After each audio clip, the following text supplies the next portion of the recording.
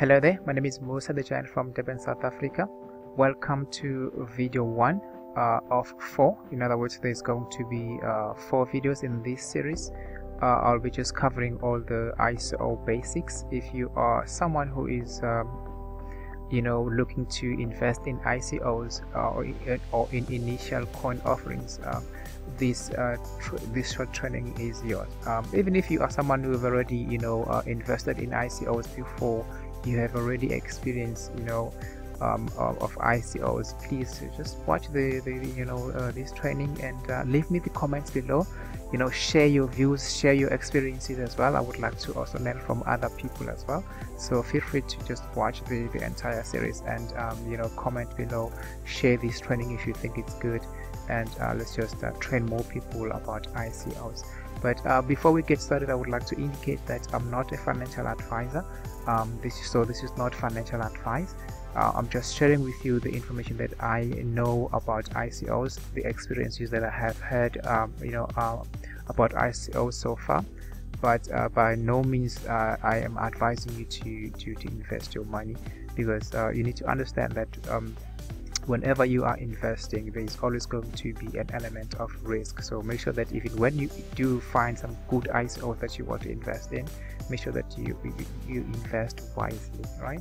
So let's get to this video. So the title is, what is an ICO? An ICO, or an initial coin offering, or fundraising mechanism in which new projects sell their underlying crypto tokens in exchange for Bitcoin and Ether.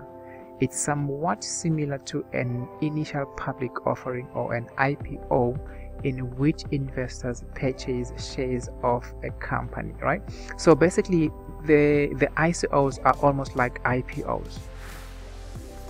But when, for example, you have an idea, you want to do a project, you want to create a product or a service, but you don't have enough funds to fund your project or to fund your idea.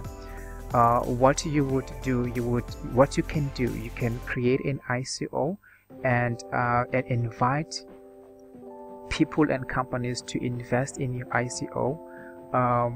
In other words,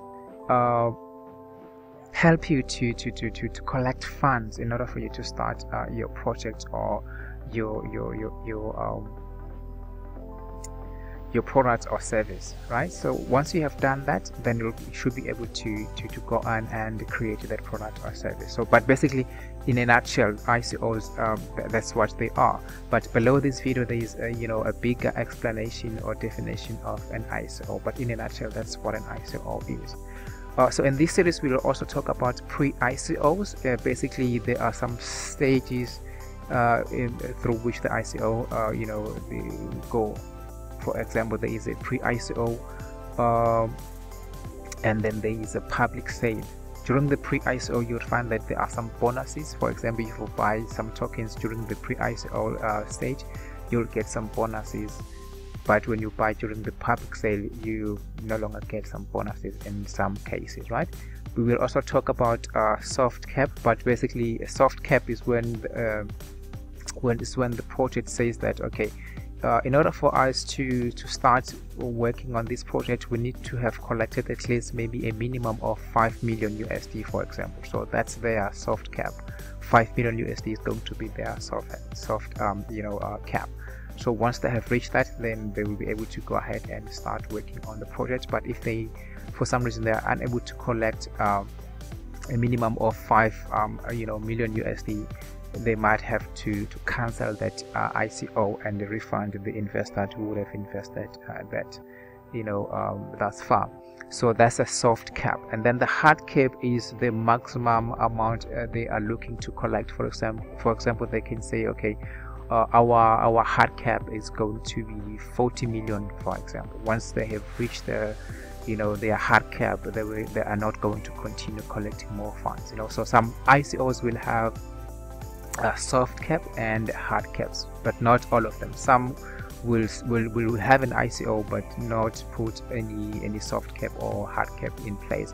They will just say, we will collect any amount of money whether the amount is less than 1 million, we'll still go on and create our service or product regardless of how much we have created. So basically that's what soft cap and hard caps are, right? So yeah, so again, that was just video 1, where I was trying to explain the basic terms when it comes to ICOs.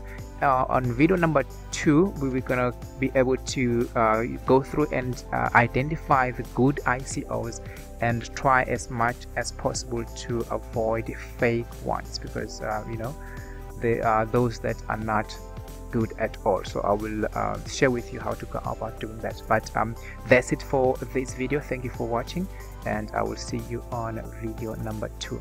Musa the Giant from Durban, South Africa. Please subscribe to my channel and also share this video series, and also below this video there is a link that you can click in order for you to be able to join our Telegram group, because we also have a Telegram group. So please join us and learn with us, contribute if you already have some experience in ICOs. We very much appreciate you and your time and your contribution as well. Thank you for watching. Bye for now.